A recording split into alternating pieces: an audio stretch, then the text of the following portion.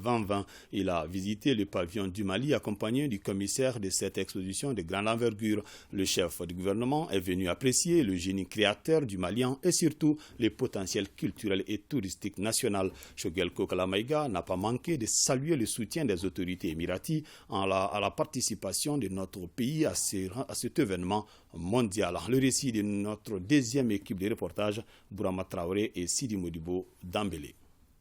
S'il n'est pas grand par sa superficie de 113 mètres carrés, il est lourd par son contenu.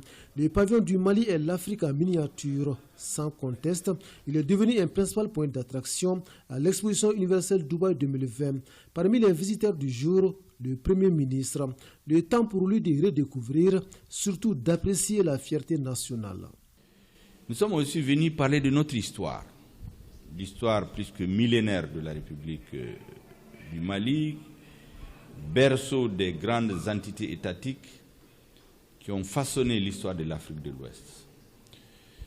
Vous savez, le Mali n'est pas un pays de noirs ou un pays de blancs, c'est un pays de noirs et de blancs.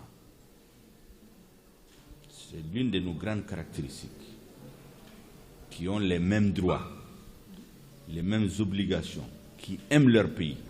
Et vous avez vu les artistes qui ont représenté notre culture, femmes, hommes de toutes les régions. Tout ce que nous avons constaté ici indique clairement que le Mali est une grande nation, que nos amis des pays du Golfe, nos amis des pays arabes, des pays musulmans, sont des amis sur lesquels nous pouvons compter aujourd'hui. Le pavillon du Mali plonge les visiteurs dans un voyage culturel, touristique et la découverte du potentiel économique national. La présence malienne à l'Expo 2020 de Dubaï est le fruit du partenariat avec les Émirats arabes unis. De quoi donner à la visite du chef du gouvernement un parfum de reconnaissance. Les autorités des Émirats arabes unis, auxquelles nous lient des relations profondes d'amitié, ont invité notre gouvernement, notre peuple. Nous ne pouvions pas être absents.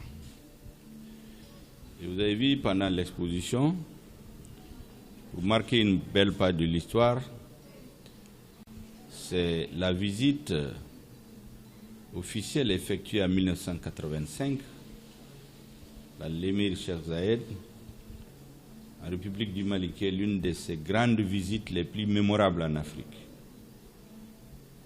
Et depuis, le Mali est dans le cœur des Émiratis. Et cette amitié a été démontrée par les efforts du gouvernement des Émirats arabes unis pour soutenir le Mali, pour soutenir la délégation malienne, pour accompagner la délégation malienne, pour accompagner nos artistes, pour que le Mali soit présent dans toute sa diversité, du sud au nord, d'est en ouest. Dans l'affirmation d'une coopération bilatérale au beau fixe, le Premier ministre s'est rendu au pavillon des Émirats arabes unis, une visite où la presse a été priée de rester à l'entrée.